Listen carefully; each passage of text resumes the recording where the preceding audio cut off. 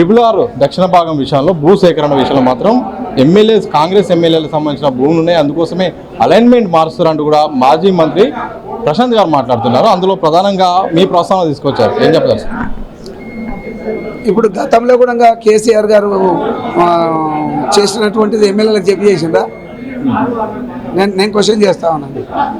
అక్కడ గతంలో ఆమన్గల్ నుంచి వెళ్ళింది, ఇప్పుడు కూడా కొద్దిగా దూరం పోతుంది అంటూ డిజైన్లు చేసుకుంటున్నారు, ఫైనలైజ్ చేయలేదు నాకు తెలిసి.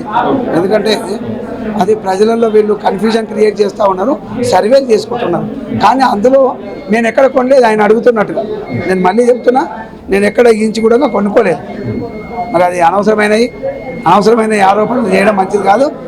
ఆయన చాలా గొప్ప వ్యక్తి, ఆ గొప్ప వ్యక్తికి నేను ఇది చెప్పాల్సినంత అవసరం అయితే లేదు. ఓకే, ప్రధానంగా బిగ్ బ్రదర్స్ అలాగే కల్వకుర్తి ఎమ్మెల్యే భూములు కొనిపెట్టుకున్నారు, అలైన్మెంట్ మార్చి ఒక పెద్ద క్రియేట్ చేసే ప్రయత్నం చేశారని కూడా నేను వారు ప్రధానంగా మాట్లాడారు.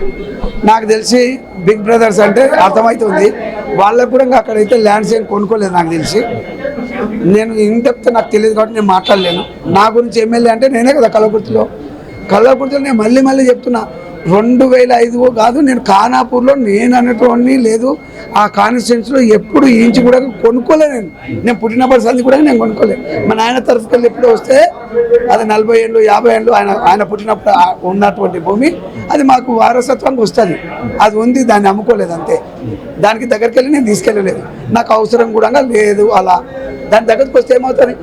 ఒకటి చెప్తున్నా, ఏదైతుందో ఇంతవరకు గతంలో పెట్టినటువంటి డిజైన్ ఏదైతే చెప్తుందో ఆడ పక్కకు నాకు 2 ఎకరాలు ఉంది, మంచిగా ఉండే కదా, దాన్ని తీసుకుపోయి ఇంకో దూరం ఎందుకు పెడతాను?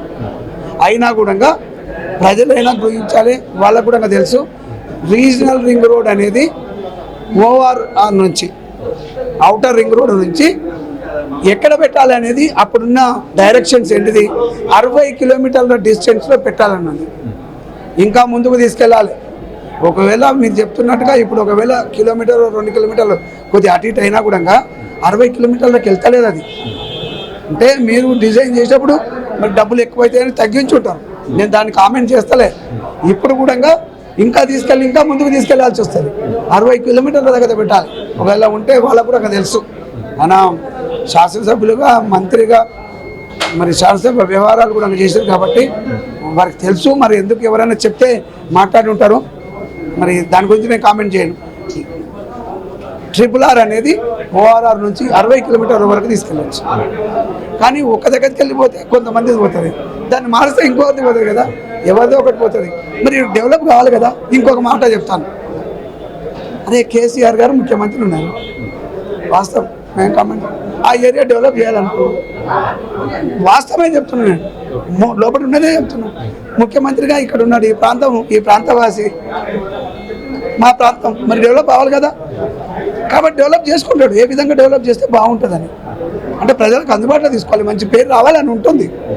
నలుగురు ఆయనను గొప్పవాడు అని చెప్పుకునేటట్టుగా మరి ఆయన ప్రవర్తించాలంటే కొన్ని తీసుకురావాల్సి వస్తుంది. ఇలాంటివి మరి తెచ్చుకున్నాడు, అంతేగాని నలుగురికి ఎక్కడి నుంచి పోయినా నలుగురికి వెళ్తుంది, 4000 మందికి ఉపయోగపడుతుంది. ప్రధానంగా ఒకటే చెప్తున్నారు, ఎమ్మెల్యే కానీ మాజీ మంత్రి కానీ ఎంపీ కానీ వీళ్ళందరూ కూడా ముందే భూములు కొనుక్కుపెట్టుకొని అలైన్మెంట్ చేస్తారని నేను అదే చెప్తున్నాను. నేను కొనుక్కోలేదని చెప్తున్నా కదా, చెప్పి ప్రూవ్ చేస్తే నేను దేనికైనా రెడీగా ఉన్నాను. డిజైన్ చేయాలన్నా చేస్తా, నువ్వు ప్రూవ్ చేయి. నేను కొనుక్కున్నానంటే నేను కానీ నా భార్య కానీ నా పిల్లలు కానీ ఎక్కడైనా ఉంటే చెప్పు, ఏదైనా అగ్రిమెంట్ చేసి ఉంటే కూడా చెప్పు. ఇప్పటి వరకు చేయలేదు, ఈ క్షణం వరకు చేయలేదు. కానీ ఇలాంటివి చూసిన తర్వాత నాకు ఒకటే అనిపిస్తుంది, తప్పనిసరిగా బిజినెస్ చేయాలి, ఖర్చుల కోసమైనా అనుకుంటున్నాను. మీరు మీ పైన ఆరోపణలు చేశారు, డిఫమేషన్ లాంటిది ఏమైనా పోతారా? కేవలం మీరు ఒక ఆయన చాలా పెద్ద మనిషి, నేను అన్నాను కదా, ఎవరో చెప్పి ఉంటారు. ఒకవేళ మళ్ళీ దీన్ని రిపీట్ చేస్తే డెఫినెట్గా వెళ్తారు. నాకు తెలియదు, వాళ్ళు ఎవరో తెలియకుండా ఎట్లుంటుంది, ఆయన చెప్పిందే చెప్తున్నారు. అక్కడ పబ్లిక్ని కూడా అలా వాళ్ళను ప్యానిక్ చేస్తూ ఉన్నారు, అది అవసరం లేదు. మీకు అందరికీ తెలుసు, ప్రతి ఒక్కరికి తెలుసు.